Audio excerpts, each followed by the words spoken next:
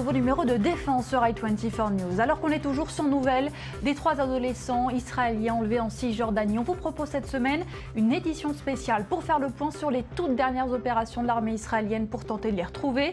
Mais tout de suite, le tour du monde de l'actu défense en 1 minute. Commençons en Irak où des affrontements entre les djihadistes de l'État islamique d'Irak et du Levant et les forces de sécurité ont continué toute la semaine dans les régions au nord de la capitale, Bagdad. Les combats ont eu lieu également autour de la plus grande raffinerie de pétrole du pays. Le président américain Barack Obama est confronté de plus en plus au problème de sa stratégie de lutte contre la spirale de violence en Irak, tout en considérant une collaboration militaire avec l'Iran. Le IIL a choqué la communauté internationale en publiant des photos montrant les djihadistes en train de massacrer des dizaines de soldats irakiens capturés. Nous continuons en Libye où l'armée américaine a capturé au cours d'un raid des commandos un suspect lié aux attaques mortelles en 2012 contre le consulat américain à Benghazi. Le président américain Barack Obama a dit qu'il était important que justice soit faite. Nous concluons cette semaine au Kenya où au moins 64 personnes ont été tuées dans 2 nuits consécutives d'attaques sanglantes. Les islamistes d'Al-Qaïda ont endossé la responsabilité de ces attentats à proximité de l'île touristique de Lamu. Ces attaques sont les pires sur le sol kényan depuis les attentats en septembre dernier dans le centre commercial Westgate dans la capitale Nairobi.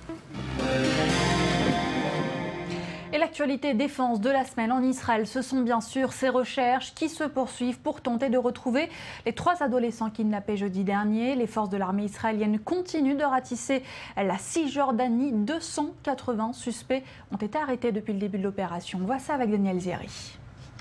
L'enlèvement des 3 adolescents israéliens nuit aux Palestiniens. C'est ce qu'a déclaré le président de l'autorité palestinienne, Mahmoud Abbas, ce mercredi.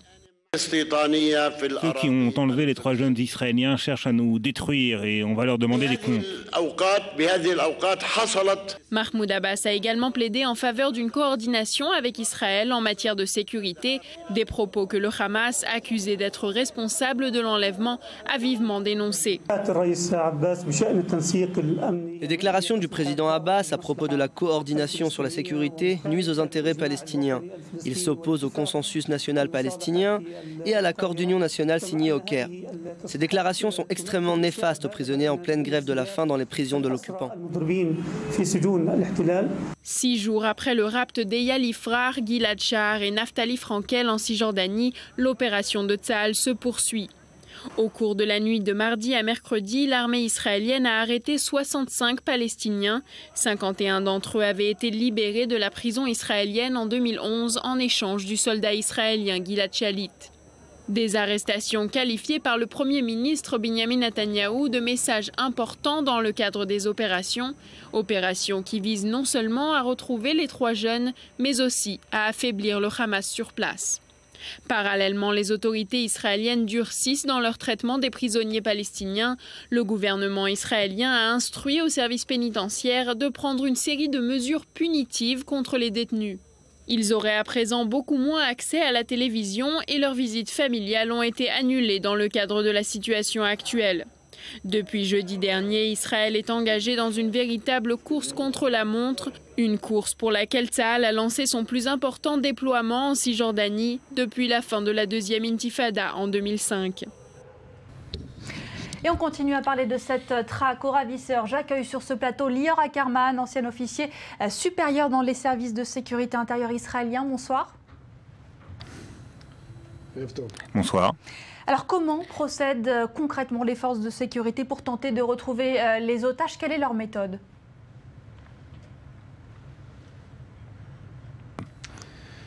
Le travail des forces de sécurité intérieure dans ce genre de recherche ou dans d'autres recherches est assez semblable. Il y a un commandement et tous les éléments professionnels qui s'occupent de ce genre de choses, des centres qui dirigent des agences sur le terrain et également des agents qui s'occupent des personnes arrêtées et aussi des agents qui agissent sur le terrain et aussi des capacités technologiques qui nous permettent de collecter toutes sortes d'informations sur les cellules terroristes et il y a un bureau qui centralise tous les détails qui sont collectés par ces différentes méthodes. Et tout cela se passe d'une manière très rapide entre la manière de collecter les informations sur le terrain et la manière de gérer les informations collectées au niveau des bureaux, au niveau de la centralisation. Tout se passe très rapidement. Alors vous avez parlé des enquêteurs. Ces enquêteurs ont obtenu le feu vert des autorités pour procéder selon le protocole bombe à retardement. De quoi s'agit-il ?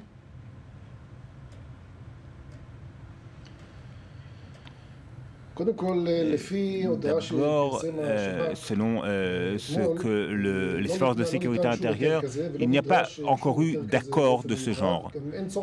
Et il n'y a pas d'utilité pour ce genre de méthode. Parce que nous agissons selon un protocole, fixe qui est autorisé par la loi, qui est en fonction et en respect de toutes les lois. Il n'y a pas aujourd'hui d'autorisation spéciale que nous n'avions pas obtenue auparavant. Il est possible qu'au niveau de l'enquête elle-même, et si il y a un cas qui est similaire à un cas de bombe à retardement, eh bien dans ce cas-là, oui, il y aura des autorisations spéciales. Mais ce n'est pas le cas. Ce n'est pas le cas auquel il n'y a pas d'autorisation spéciale. Ce n'est pas nécessaire, tout simplement. En tout cas, on est dans un cas particulier. Depuis l'enlèvement, c'est le silence radio du côté des ravisseurs. Aucune déclaration, aucune revendication. Comment vous l'expliquez ?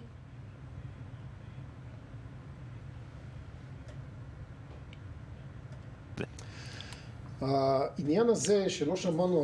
fait que nous n'ayons pas rien entendu de la part des ravisseurs, pas de revendication officielle d'une organisation, et le fait qu'il y a des renseignements, des informations que nous ne connaissons pas, qu'elles ne sont pas publiées, mais le fait que je crois que tous ces données indiquent un manque d'organisation au niveau local.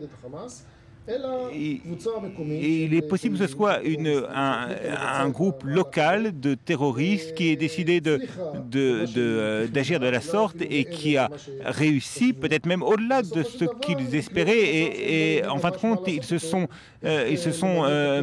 confrontés à une situation qu'ils n'avaient pas prévue. Et par conséquent, ils ne savent pas quoi faire avec leurs victimes. Et c'est une organisation locale, ce qui explique le manque d'informations et le silence. Merci beaucoup, Lior Ackerman, pour cette interview. Alors, on va écouter à présent cette déclaration du chef d'état-major de l'armée israélienne qui concerne le code de conduite de Tsahal durant l'opération et les recherches. Nul doute qu'il s'agit ici de faits très graves pour nous. Chaque attentat est grave et cet enlèvement est très grave. Mais au-delà des faits, nous ne pouvons pas accepter les conséquences qui en découlent au niveau stratégique. Comment voulez-vous que l'on procède ? On doit se dire que chacun de ces enfants fait partie de notre famille. Ils sont nos frères d'armes dans cette unité, notre division, notre armée. Il ne faut pas oublier qu'il y a dans cette zone aussi des innocents. La plupart des gens que vous allez rencontrer n'ont rien à voir avec cet enlèvement. Je le répète, la plupart des gens ici. Mais nous agirons avec détermination de partout jusqu'à ce que nous retrouvions les 3 jeunes kidnappés. Donc je vous demande de bien agir, y compris lorsque vous rentrerez dans les maisons, dans les villages. Avant d'être des militaires, nous sommes des êtres humains. Alors tous les moyens sont mis en œuvre pour tenter de localiser les otages. Ces derniers jours, l'armée israélienne a fait l'usage de dispositifs technologiques, notamment de drones, pour aider aux recherches. Mathias Inbar nous en dit plus. Les recherches se poursuivent et s'intensifient pour retrouver les 3 Israéliens kidnappés en Cisjordanie. Une véritable course-poursuite où l'armée israélienne dispose d'un éventail de moyens de renseignement. L'un d'entre eux, le voici, le Skylark. Ce mini-drone portatif a été adopté par l'armée israélienne pour accroître les performances des soldats au sol. Son concept a d'ailleurs séduit plus d'une vingtaine de pays dans le monde. Ici, vous pouvez voir le travail du Skylark dans la région du Gush Etzion, collectant des informations pouvant mener les soldats israéliens aux adolescents kidnappés. Doté d'une large couverture, il permet d'accroître la surveillance et d'améliorer les missions de reconnaissance. Et ce, grâce à une image haute résolution, il livre ses vidéos en temps réel et en simultané, tant au centre de commandement qu'aux troupes déployées au sol. Très autonome, il est surtout équipé d'une caméra capable de détecter, tant de jour que de nuit, les menaces éventuelles et traquer des cibles en mouvement. Placés dans les hauteurs de la région du Gush Etzion, ces ballons opèrent en agent de renseignement. Ils servent toutes les forces de sécurité, mais au-delà de ses performances techniques, le Skystar System est surtout mobile et facile d'utilisation. Les images peuvent offrir 3 rayons de vision dans les airs, au sol et en profondeur pour détecter des éléments suspects. Nos clients se servent de notre système pour surveiller leurs frontières, contrôler les mouvements de foule et les violences urbaines. Il est évident que dans ce genre de chasse à l'homme pour retrouver les terroristes et donc les 3 Israéliens kidnappés, rien ne remplace les opérations au sol.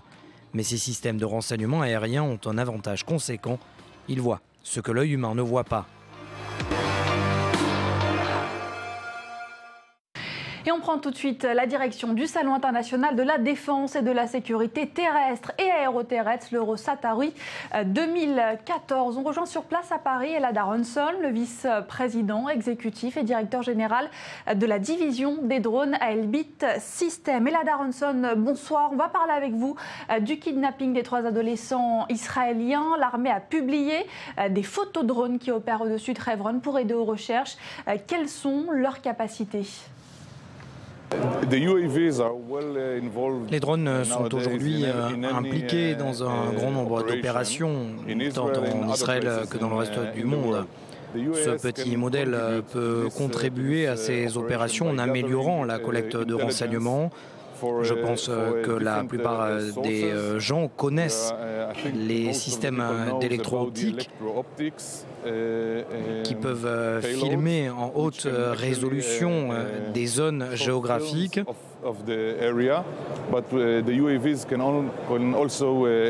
Ces engins peuvent également emporter avec eux des signaux, des capteurs et des radars de renseignement.